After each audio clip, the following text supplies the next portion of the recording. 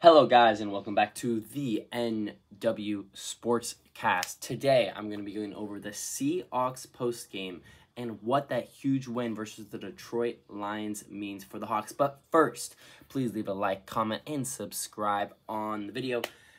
And let's get right into it. The Seahawks take down the Lions in overtime, 37-31. Wow, what a game. Exciting, thrilling. I watched the whole thing. Just great game for an entertainment perspective. The Seahawks didn't play their best football, especially towards the end of the first half and the start of the second half. They were down, but they persevere and they actually take a lead against the Lions. Two-score game, but the Lions comes down. They score. Seahawks, Geno Smith takes a super bad sack, turns into 4th and 35, I believe. And then the Lions goes down and ties the game with a field goal. But thanks to Drew Lock and his ability to call tails, we get the ball. Geno Smith drives down the field. Colby Parkinson, DK Metcalf, K9, everyone getting involved. And then, of course, the man of the hour, Tyler Lockett, with the game-winning touchdown reception. Let's get into the numbers here. I have the stats to the right, so that's where I'm looking. 32 for 41, Geno Smith, 328, 2 touchdowns, no interceptions. Pretty good ball security. There could have been one ball that maybe could have been a pick, possibly a pick 6, but Geno Smith gets lucky there. Other than that, the ball security was pretty good. K9, 17 carries for 43 yards. Geno Smith, 3 carries for 20 yards. Zach Charbonnet, 4 for 16. The run game looked kind of stumped the whole time, which was interesting because the offensive line actually played really well in the passing game. But in the running game, the holes just weren't there. Running backs were fighting to stay alive. I really don't think K9 or Zach Charbonnet played a bad game. They were just getting eaten up before they could even get past the line of scrimmage. Actually very proud of how K9 handled some of the physical contact behind the line of scrimmage and fought for a couple yards or a 3 or 4 yard gain, which could have been a negative play.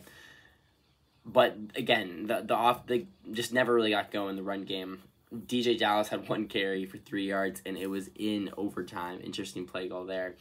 DK Metcalf is the leading yards. 6 receptions, 75 yards, but Tyler Lockett has the lead in receptions for today's game with 8 for 59 and 2 tutties. DK Metcalf and Tyler Lockett, pretty good games. Solid games to say the least. No Fant. Good to finally see him work into the offense. 4 receptions for 56 yards. And then if you keep looking down, Colby Parkinson got 2 for 41. Will Dissly had 3 for 35. JSN 5 for 34. And then the running backs got a few as well. So it was good to see. The tight ends getting involved, actually very involved. No Fant, Colby Parkinson, and Will Dissly combined for 9 receptions. And then Tyler Lockett and DK Metcalf, obviously. Tyler Lockett, just absurd way he just gets open. Kind of a smaller guy, very much a smaller guy.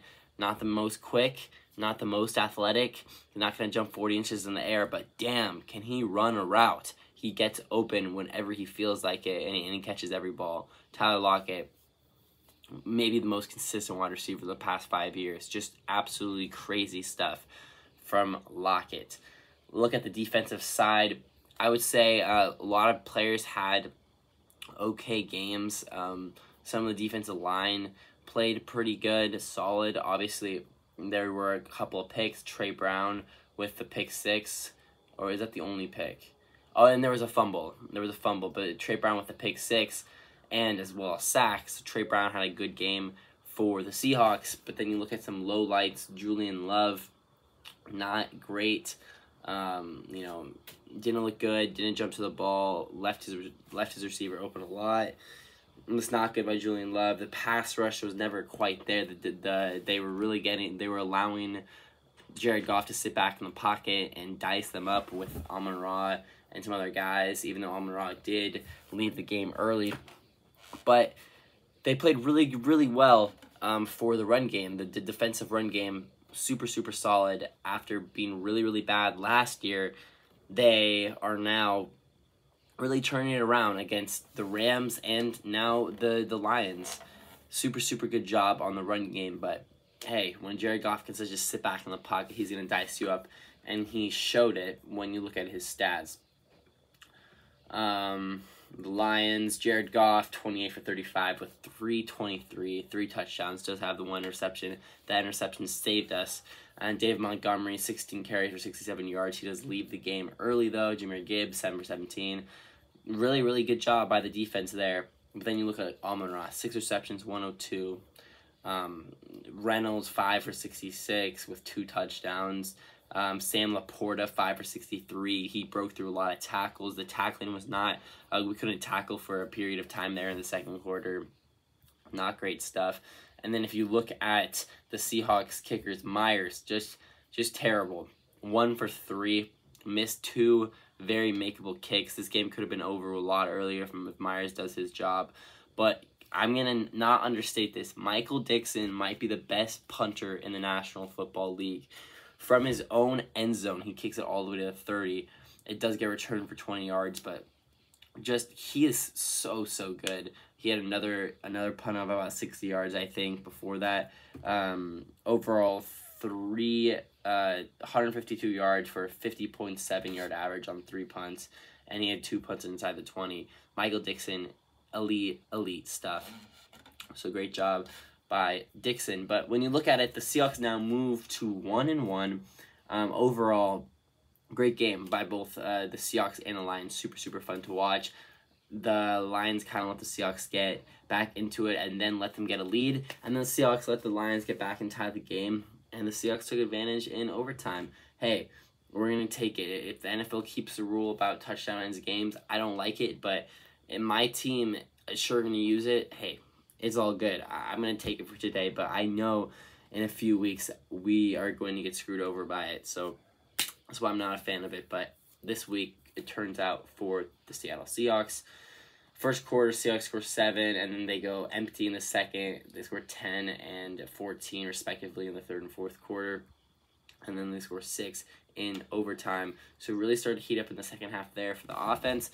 Geno Smith looked good. Do I think he can win a Super Bowl for this team? Absolutely not. Not high on Geno Smith, but hey, he looked pretty good. Excuse me, guys. He looked pretty good. 32 for 41. You know, you'll take it. Does he throw the best ball? No. Is he the most athletic? No. Is he the best at determining pregame coverages and changing the play at the line of scrimmage? No. But what he will do for you is he will be average at all of those things, and he will be able to facilitate a football game, go off of the play action, and he can win you football games. He can take this team to the playoffs. He can maybe even take this team a couple of rounds into the playoffs. Do I think they're going to make the Super Bowl? No. I don't think the defense is quite there yet.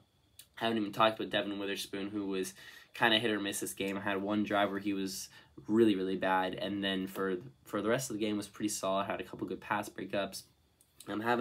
Bobby Wagner played a really good game today. He's showing his, you can tell he doesn't have the same youthful energy as a lot of other guys in defense, but super, super smart veteran, seems to know where the play is going before it even happens. Great game by him. And then Woolen does get a little banged up. Haven't talked about that either. Pete Carroll in postgame does say that he's okay and we'll figure it out. So very, very kind of nothing quotes. Just we'll kind of see what happens with Woolen. But overall, we escape this game with not too many injury concerns. DK did get carted off for a second there, but he did re-enter the game. He's fine. He's got a little banged up. Unless the adrenaline held him through and he'll be hurt tomorrow, which very well could happen. But hey, no, we escaped with minimal injury concerns. Looked, yeah. So my takeaways for this game: Trey Brown looked super, super solid. Devin Witherspoon, I think he has potential to live up to that number 5 overall draft pick. Geno Smith can lead this team to the playoffs, maybe even make a run at the division. Probably not with the Niners, but he will not win or make a Super Bowl with the Seahawks. K9 and Zach Charbonnet actually played pretty good despite the underwhelming stats. Our offensive line did not create enough holes for them, but the offensive line did play really, really good in the passing game. And finally, Jason Myers needs to get his act together because that was horrendous. It almost sold us the game. So those are my 6 takeaways for this game. Please give a like, comment, and subscribe on the video. It means a lot to us. Levi is pumping out content. I really, really do appreciate it if you would do that for us. Go Hawks. Go Mariners. Even though they are kind of sucking right now. Man. I could go on a long tangent about the Mariners right now, but I'll say my piece in 5 seconds here. I'm worried. I really am worried for the Mariners. I want them to make the playoffs. I'm worried. We'll see. I'm having a post game, so maybe stay tuned for that. All right, see you later, guys. Go Mariners, go Seahawks. Give a like, comment, subscribe. You know the deal. You know the deal. I'll see you later, boys. See ya.